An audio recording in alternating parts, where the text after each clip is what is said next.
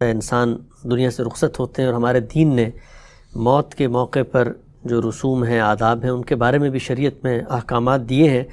چند چیزیں میں چاہوں گا کہ کر کے آپ کے سامنے رکھوں اور یہ جاننے کی کوشش کروں کہ ہمارے دین میں ان کی کیا کوئی گنجائش ہے یا نہیں ہے۔ ہمارے ہاں بالعموم ہندوستان، پاکستان، بنگلہ دیش، برصغیر کے اندر بالخصوص یہ سامنے آتا ہے کہ میت کے رخصت ہونے کے وقت ایک سوگ کا عالم ہے۔ شریعت کے لحاظ سے اس سوگ کی مدت کیا ہے؟ اس میں تیسرا ہوتا ہے، پھر کرتے کرتے 40ویں تک پہنچ جاتا ہے، یہ تیسرا، 40واں، اور یہ خود رسوم اور ان میں سوگ کی جو مدت ہے وہ کیا شریعت نے کوئی مقرر کی ہے؟ اللہ تعالیٰ نے اس دنیا میں ہمیں بھیجا ہے تو اس میں زندگی اور موت کا یہ کارخانہ ہر ایک کے لیے ایسے ہی چل رہا ہے۔ یہ بیان کیا نا کہ خلق الموت والحیات لیبلوکم ایکم احسن عملا، یعنی موت و حیات کا یہ کارخانہ بنایا ہی اس لیے گیا ہے تاکہ اللہ تمہیں آزمائے۔ تو جس وقت موت آتی ہے، کوئی عزیز دنیا سے رخصت ہوتا ہے، کوئی استاد ہے، کوئی باپ ہے، کوئی بھائی ہے، آپ کی بہن ہے، بیوی ہے، شوہر ہے، تو انسان کو صدمہ پہنچتا ہے۔ یہ صدمہ پہنچنا بھی بڑی فطری چیز ہے، آنکھوں سے آنسو بہہ نکلنا بھی بالکل فطری چیز ہے۔ اس لیے فطری اظہار پر دین میں کوئی پابندی نہیں لگائی گئی، لیکن اس کو حدود میں رہنا چاہیے۔ وہ حدود رسالت مآب صلی اللہ علیہ وسلم نے مختلف موقعوں پر واضح فرمائے ہیں۔ نوحہ نہ کیا جائے، بین نہ کیے جائے، چیخا نہ جائے، اس طرح کی آوازیں بلند نہ کی جائیں کہ جو ناشکری پر محمول کی جا سکیں۔ اللہ تعالیٰ کے ساتھ تعلق کا اظہار کیا جائے، اس موقعوں پر خود موت کو یاد کیا جائے۔ اگر انسان صدمے کی کیفیت سے ہو تو خاموشی کو ترجیح دے، اللہ کی کتاب کی طرف رجوع کرے، اچھی نیکی اور خیر کی باتیں کرے اور سنیں، تو ان چیزوں کا اہتمام کرنا چاہیے۔ لیکن صدمہ پہنچا ہے تو فطری طور پر کچھ وقت گزرے گا، جس کے بعد انسان سنبھلنا شروع ہوتا ہے۔ اس میں بھی رسالت مآب صلی اللہ علیہ وسلم نے یہ فرمایا کہ 3 دن بہت ہیں، یعنی اگر تم 3 دن لوگوں سے تعزیت کے لیے بیٹھ گئے ہو، یا تم نے کام چھوڑ دیا ہے، یا اس صدمے کی کیفیت میں بسر کر رہے ہو، تو بس یہ بہت ہیں۔ اس کے بعد اپنے آپ کو نکالنے کی صحیح کرنی چاہیے۔ اور یہ دنیا چونکہ دارالعمل ہے تو آپ موت ہی کے ساتھ وابستہ ہو کر تو نہیں رہ سکتے۔ لوگ آ رہے ہیں، لوگ جا رہے ہیں، آپ کے بہت عزیز دنیا سے رخصت ہو جاتے ہیں۔ آپ دیکھیں اولاد سے بڑھ کر کیا چیز ہوتی ہے، لیکن رسالت مآب صلی اللہ علیہ وسلم کو اپنی آغوش میں بیٹھے ہوئے بچوں کو رخصت کرنا پڑا ہے۔ تو اس میں نہ کوئی پیغمبروں کا استثناء ہے، نہ کوئی بڑے لوگوں کا استثناء ہے، نہ کوئی اللہ کے نیک بندوں کا استثناء ہے۔ اس کو ایک حقیقت کے طور پر قبول کر کے ہی زندگی بسر کی جا سکتی ہے۔ تو ہمارے دین نے ہمیں یہ تعلیم دی ہے کہ نہ تو اس موقع پر جزا فضا کریں جس سے بے صبری کا اظہار ہو، پھر صبر کیا جائے، اور صبر کی اللہ تعالیٰ نے بہت غیر معمولی جزا بیان کی ہے۔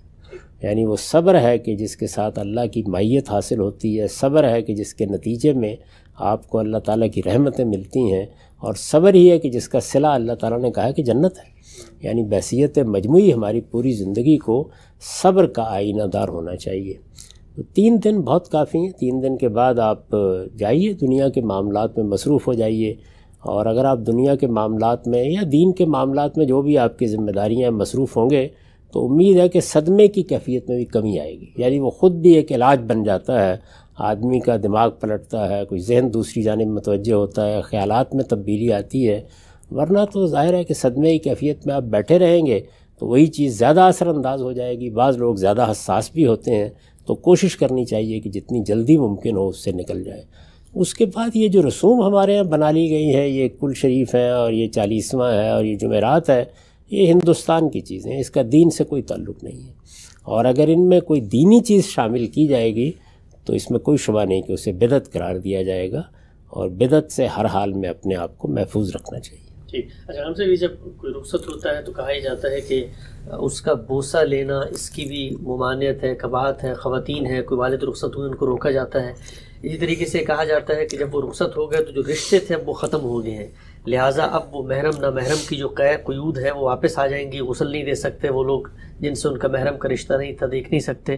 تو یہ بتائیے گا کہ جس وقت کوئی رخصت ہوتا ہے تو اس کو کیا بوسہ دیا جا سکتا ہے؟ اسی طریقے سے کیا اس کی جو بیوی ہے یا اس کی کوئی بہن ہے وہ اس کے ساتھ اس طرح کا معاملہ کر سکتی ہے جو انتقال ہونے کے بعد بھی کیا وہ رشتے برقرار رہتے ہیں؟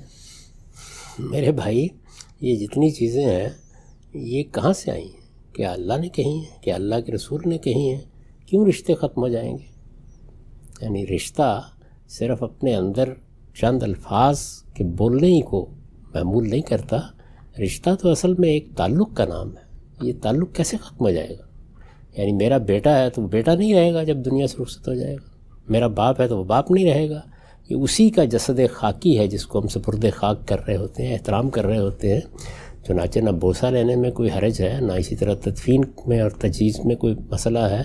یہ معلوم ہے کہ سیدنا ابوبکر صدیق کی اہلیہ ہی نے ان کو غسل دیا تھا، تو اس میں کوئی حرج کی بات نہیں. یہ سب چیزیں معلوم نہیں کہاں سے ہمارے ہاں آ گئی ہیں. ایسی کسی چیز کی کوئی ممانعت نہیں. ٹھیک. اچھا صاحب، اس طرح ہم نے دیکھا ہے کہ جب رخصت ہوتا ہے کوئی شخص تو ہمارے ہاں غلاف کعبہ کے کوئی دھاگے جو ہیں وہ ملتے ہیں، وہ اس کی آنکھوں میں رکھے جاتے ہیں. اس طریقے سے کہتے ہیں کہ جب آپ جنازہ گاہ سے واپس آتے ہیں گھر میں تو پھر آپ کچھ کھانے کو دیتے ہیں. اس کو قبر کے توشے سے تعبیر کیا جاتا ہے. تو یہ دونوں چیزیں کیا کرنا جائز ہے؟ دیکھیے، کوئی آدمی اگر کوئی چیز رکھنا چاہتا ہے تو رکھ لے، لیکن یہ کہ کس لیے، یعنی پیش نظر کیا ہے. غلاف کعبہ کا ٹکڑا آپ رکھ دیں یا حرم کی اینٹ لا کے رکھ دیں، اس سے کوئی فرق نہیں واقع ہوگا. اصل چیز تو اعمال ہیں جو آدمی وہاں لے کے گیا ہے اور اپنے پیچھے جو اچھی روایت چھوڑ کر گیا ہے. یہی چیزیں ہیں کہ جو آدمی کے لیے اجر کا باعث بھی بنتی ہیں، اللہ کے ہاں بھی اس کے لیے فضیلت کا باعث بنیں گی.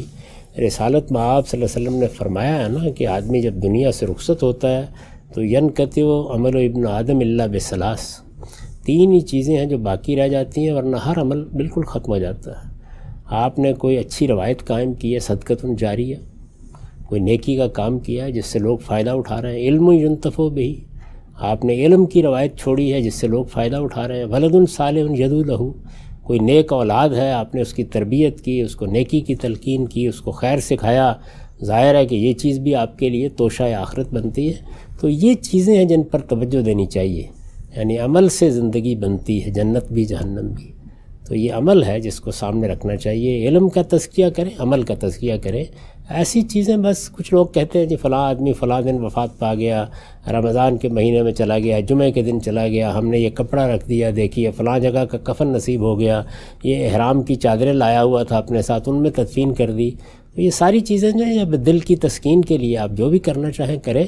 اللہ تعالیٰ نے اپنی کتاب میں اور اللہ کے پیغمبر نے اپنے ارشادات میں یہ واضح کر دیا ہے کہ اصل چیز وہ عمل ہے جو آپ لے کر جائیں گے. ٹھیک. ہم سب کچھ مزید پہلو بھی ہیں اسی حوالے سے. جو انسان رخصت ہوتے ہیں تو جو مسائل لوگوں کو درپیش رہتے ہیں، یہ بتائیے گا کہ جنازے کے بارے میں. غائبانہ جنازہ انسان دور ہوتا ہے. اس وقت آپ دیکھیں کووڈ کے دنوں میں جن لوگوں کا انتقال ہوا، بچے نہیں جا سکے، تو کیا غائبانہ طور پہ نماز جنازہ ادا کی جا سکتی ہے؟ اسی طریقے سے یہ بتائیے گا کہ بسا اوقات بعض لوگوں کا پانی میں وہ بہہ جاتے ہیں اور لاش نہیں ملتی، تو کتنی مدت انتظار کرنا چاہیے اور اس کے بعد ان کا جنازہ پڑھ کے ان کو رخصت کر دے آدمی؟ دیکھیے بات یہ ہے کہ اس طرح کوئی دین یا شریعت میں مدت تو نہیں مقرر کی گئی. حادثہ ہو گیا ہے تو آپ کا ایک عمومی اطمینان ہو جاتا ہے کہ اب ملنے کا کوئی امکان نہیں ہے تو آپ جنازہ پڑھ سکتے ہیں. میرے نزدیک میں اس سے پہلے عرض کر چکا ہوں کہ اس طرح کی صورتحال جو اب پیدا ہوئی، ایک وبا کا معاملہ رہا ہے اور اب دنیا میں لوگ بہت دور دور تک جا چکے ہیں. بعض موقعوں پر آپ کو فلائٹس نہیں ملتی، جانے کے مواقع نہیں ہوتے. تو اس میں اگر آن لائن جنازے کا اہتمام کر دیا جائے اس پہ بھی کوئی حرج کی بات نہیں ہے. میں نے جب یہ بات کہی ہے تو ظاہر ہے کہ لوگ اس سے اختلاف کرتے ہیں، لیکن انہوں نے سمجھنے کی کوشش نہیں کی کہ یہ اللہ تعالیٰ کی کتنی بڑی نعمت ہے جو دور حاضر میں ہم کو حاصل ہو گئی ہے. بہت سے لوگ دنیا میں کہاں کہاں پڑے ہوئے ہیں، نہیں آ سکتے اس موقع کے اوپر. رسالت میں آپ صلی اللہ علیہ وسلم نے دیکھیے نا، جب یہ معلوم کیا کہ نجاشی کی وفات ہو گئی ہے تو غائبانہ نماز جنازہ پڑھی. اس کا مطلب یہ ہے کہ جو عام حالات کے قوانین ہوتے ہیں، جیسے ہی اس کے اندر کوئی مسئلہ پیدا ہوتا ہے تو پھر دیکھنا چاہیے کہ اس کی روح کو برقرار رکھ کے آپ کیا اجتہاد کر سکتے ہیں. تو اگر آپ اس طرح کے اجتہادات کر لیتے ہیں تو آپ اندازہ کر سکتے ہیں کہ کہاں کہاں سے لوگ شریک ہو جائیں گے. اگر کسی جنازے میں شریک ہونا ہے، کسی جماعت میں شریک ہونا ہے، مسلمانوں کے ملکوں میں یا جہاں مسلمانوں کی آبادی ہوتی ہے، آپ کو ہر گلی، ہر محلے میں، ہر موڑ پر ایک مسجد مل جاتی ہے. آپ جانتے ہیں کہ غیر مسلم ممالک میں جہاں دوسروں کی اکثریت ہے، دور دور مسجدیں ہوتی ہیں، ہر آدمی نہیں جا سکتا. تو اگر آپ اس طرح کے اہتمام جدید ٹیکنالوجی کو سامنے رکھ کر کریں تو اس میں کوئی حرج کی بات نہیں ہے. انتقالات امام اگر معلوم ہو رہے ہیں تو بس یہ بہت کافی ہے. لیکن ظاہر ہے کہ یہ اضطرار میں ہوگا، مجبوری میں ہوگا، یہ رخصت کے طور پر ہوگا اور اس میں آپ کی تسکین بھی ہوگی، دعا میں آپ شریک بھی ہوں گے، جماعت کے اندر شامل ہونے کا احساس بھی ہوگا. یہ بہت سی چیزیں حاصل ہو جائیں گی. تاہم جو آخری چیز ہے وہ تو ظاہر ہے وہی ہے کہ آپ خود جماعت کے اندر موجود ہوں. تو جہاں ممکن ہے وہاں پہ یہی کیجیے، جہاں ممکن نہیں ہے وہاں یہ دوسرے طریقے اختیار کرنا بالکل جائز ہے۔ ٹھیک ہے آپ صاحب، چند پہلو آخری واضح فرمائیے گا۔ کہا جاتا ہے کہ میت کے لیے خاص قسم کا لباس ہے جو اس کی تدفین میں استعمال ہوگا، کفن، اس پہ دین نے کوئی قید لگائی ہے؟ کیا کوئی مرتا ہے اس کو اپنے کپڑوں میں دفنایا جا سکتا ہے؟ اس طریقے سے مرنے والے نے اگر وصیت کی ہے، وہ امریکہ کینیڈا میں تھا کہ مجھے پاکستان میں دفنائیں، تو کیا اس وصیت پر عمل کرنا لوگوں کے لیے لازم ہے؟ اور یہ بھی بتا دیجیے گا کہ کیا مسلمانوں ہی کے قبرستان میں ایک مسلمان کو دفنانا چاہیے؟ دینی لحاظ سے کوئی پابندی تو نہیں ہے اس؟ خدا کی زمین ہے، جہاں آپ کو موقع ملے آپ دفن کر دیجیے۔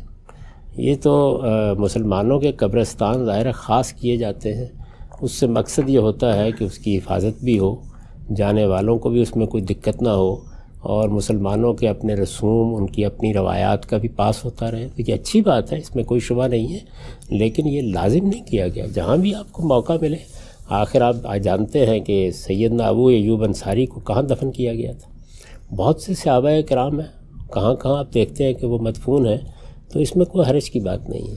کسی نے کوئی وصیت کی ہے تو پہلی چیز تو یہ ہے کہ وصیت کرتے وقت بھی سوچنا چاہیے کہ آخر اپنے بعد کے لوگوں کو آپ اس مشقت میں کیوں مبتلا کر رہے ہیں۔ کر دی ہے تو آسانی ہے، پوری کر لیجئے، لیکن اگر آسانی نہیں ہے تو اللہ تعالیٰ معاف فرمائے گا۔ جب کوئی آدمی کو بات کہہ دیتا ہے تو اصولاً تو کوشش کرنی چاہیے کہ اس کی بات پہ عمل کیا جائے، دونوں جانب نصیحت کرنی چاہیے، ایسی وصیت کی چیزیں نہ کی جائیں، اور اگر کی گئی ہے تو بس حتی المقدور، یعنی اس کو مسئلہ نہ بنا لیا جائے۔ ہو سکتا ہے حالات نہ ہوں، ہو سکتا ہے وسائل نہ ہوں، ہو سکتا ہے اسباب نہ ہوں، تو بہت سی چیزیں ہیں کہ جو مانع ہو سکتی ہیں، تو اس میں بھی کوئی حرج کی بات نہیں ہے۔ باقی رہ گئی یہ بات کہ آپ نے اس موقع کے اوپر کیا کرنا ہے کیا نہیں کرنا ہے، تو اس کا لحاظ کر لینا چاہیے کہ آپ کی طرف سے کوئی کمی نہ ہو۔ یہ تجہیز تکفین کی جتنی ہدایات ہیں وہ ہمیں کی گئی ہیں۔ ایک بندہ کہہ دیتا ہے، جیسے سیدنا صدیق نے کہا کہ پرانے کپڑے ہی ٹھیک ہیں، یعنی کسی آدمی کا، یعنی یہ یوں نہیں ہے کہ کوئی لازم کر دیا گیا ہے، لیکن یہ تاکید ضرور کی گئی ہے کہ جب ہم اپنے بھائی کو رخصت کر رہے ہیں یا اس کے جسد خاکی کو سپرد خاک کر رہے ہیں تو اپنی طرف سے ایک اچھا صاف ستھرا لباس پہنا کر ہی اس کو رخصت کریں۔ اس کے لیے ہمارے یہاں ایک روایت موجود ہے تجہیز و تکفین کی، کوئی وجہ نہیں کہ اس کی خلاف ورزی کی جائے۔ اس کے لیے رسالت مآب صلی اللہ علیہ وسلم نے بھی تلقین فرمائی ہے، تو عام حالات میں اس کا لحاظ کرنا چاہیے۔ اگر کسی موقع پر وہ میسر نہ ہو یا کوئی اور معنی پیش آ جائے اور آپ جو لباس پہنے ہوئے ہیں اسی میں دفن کر دیا جائے، تو اس میں بھی کوئی حرج کی بات نہیں۔